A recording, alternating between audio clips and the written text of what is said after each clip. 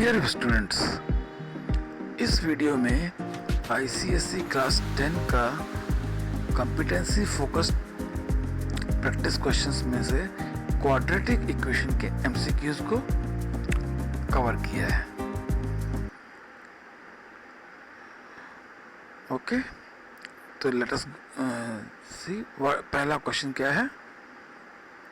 The values of k for which the quadratic equation 2x square minus kx plus k equal to 0 has equal roots is।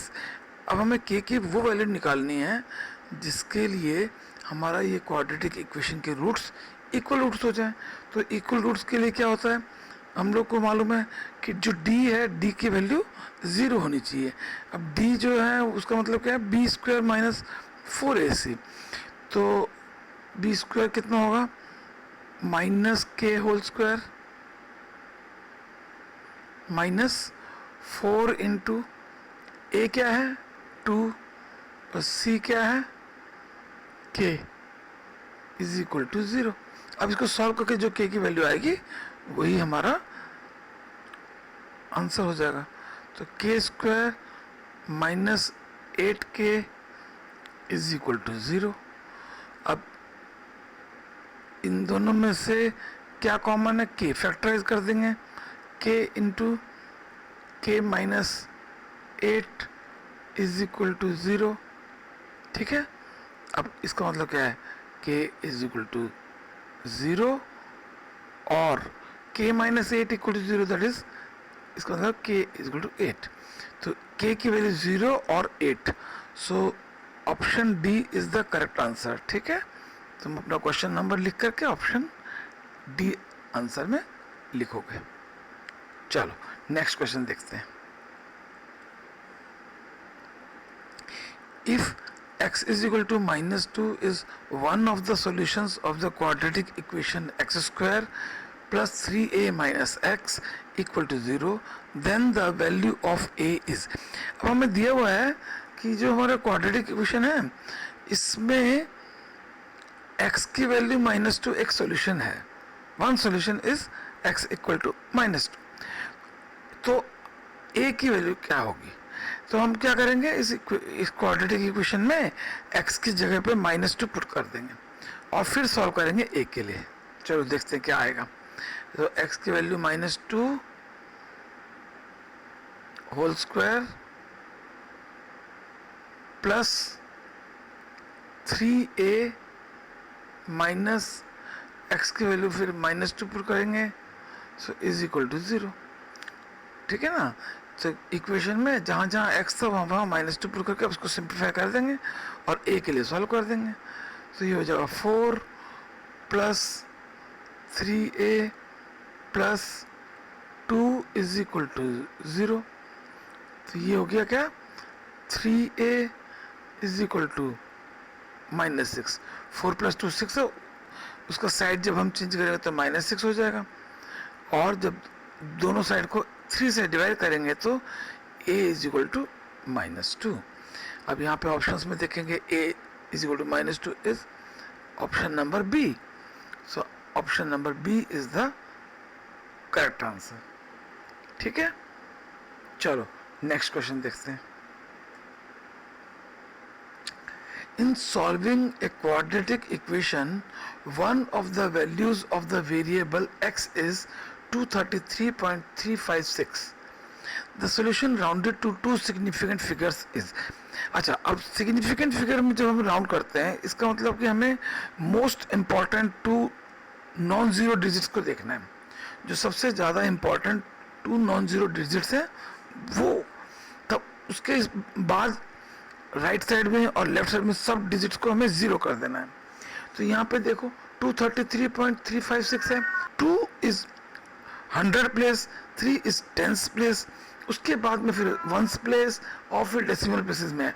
तो हमको क्या करना है, पहला 2 digit को अगर हम 2 और 3 को नॉन जीरो डिजिट रखते हैं और बाकी सब 0 कर देते हैं तो ये हमारा नंबर जो है इसका 2 सिग्निफिकेंट फिगर में है। तो अब इसकी वैल्यू कितनी आ रही है, 230। तो इसका करेक्ट आंसर हो गया ऑप्शन नंबर डी।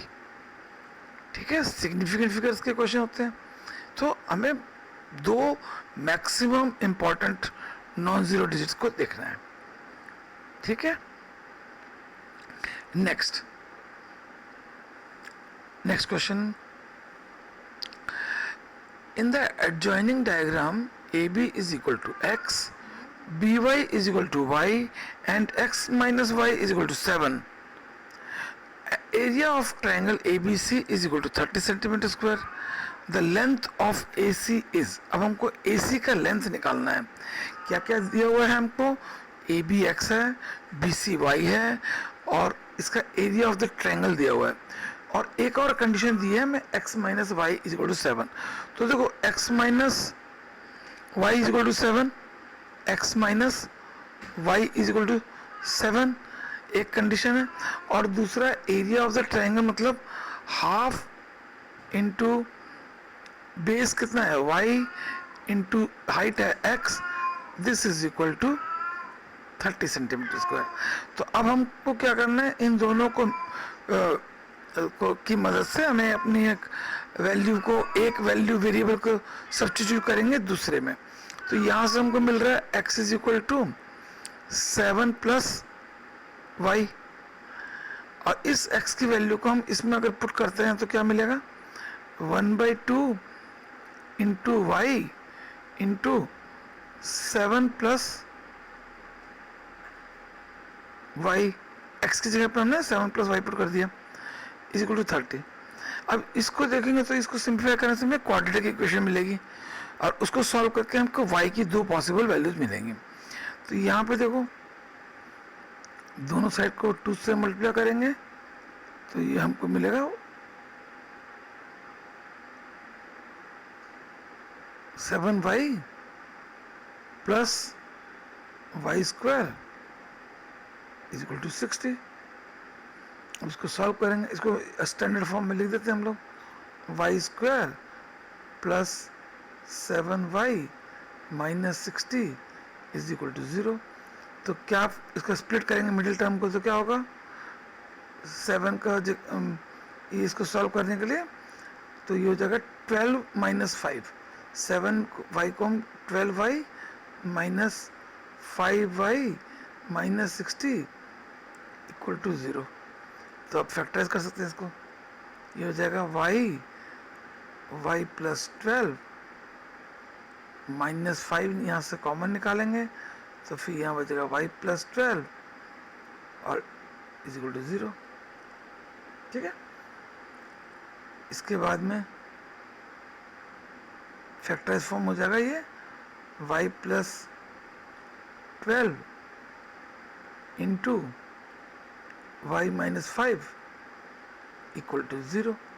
तो जब सॉल्व करेंगे तो y is equal to minus 12 और y इज इक्वल टू 5 आएगा।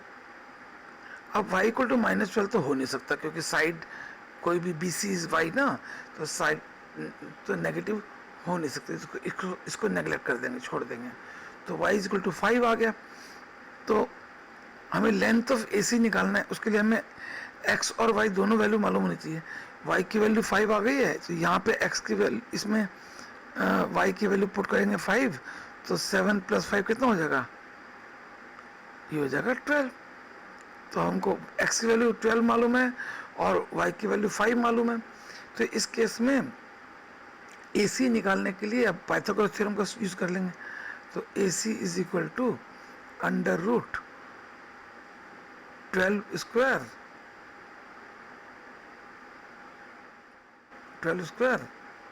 प्लस 5 स्क्वायर, इसको सॉल्व करोगे तो इसका वैल्यू आ जाएगी 13। तो हमारे ऑप्शंस में जो है C is the correct answer, 13 centimetre, ठीक है। समझ में आया।